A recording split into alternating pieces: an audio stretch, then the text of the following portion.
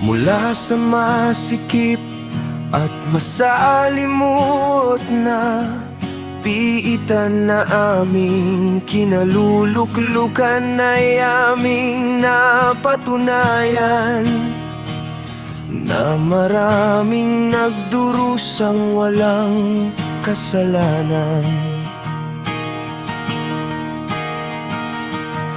na walang magawa kundi lumuhat, magtiis at maghintay sa bawat ikot ng orasan na tila pinipigilan. Bawat minutong lumilipas, lungkot ang aming nararamdaman. Magandang balita aming pinanabigan, dalaw sa amin ito'y munting kaligayahan na siyang pagkakataon upang malaman ang magandang balitang aming inaasam. Hanggang ngayon wala pa ring kalutasan,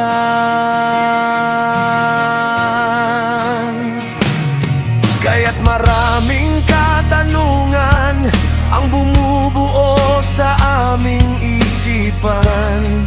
Katanungang bakit na kami ba'y karapat dapat na parusahan? Kami ba'y mga kriminal na tinutulig siya ng batas? Kami ba'y pusakal na walang silbi sa lipunan? Ito ba ang kapalit ng isang munting kaligayahan na nauwi sa matinding kalungkutan? Ito bang sisira sa munting pangarap?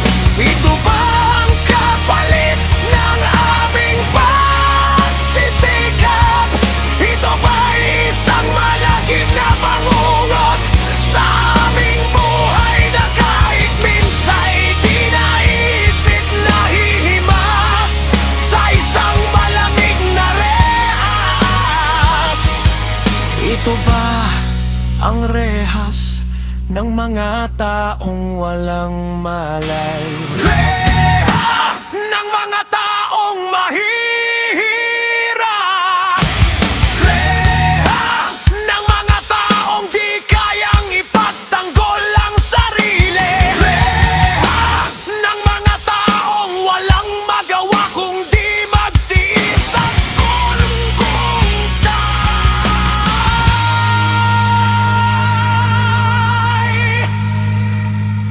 Ngunit sa kabila ng mga ito'y alam naming Diyos lang ang malalapitan, at nakakaalam na siyang tunay na hukom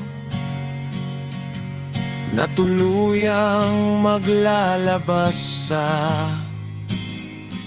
masalimuot na piitan, nagigising sa matinding bangungot sa aming buhay.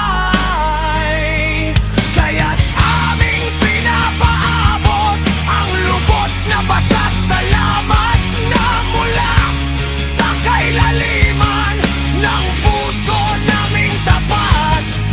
Nawari mo'y perlas na sinisid sa kailaliman ng dagat. Unang pasasalamat sa Diyos na lumikha ng lahat. At sa mga taong patuloy na ginagawang kasangkapan na walang sawang pagtulong sa amin, naway sumainyong lahat ang pagpapala.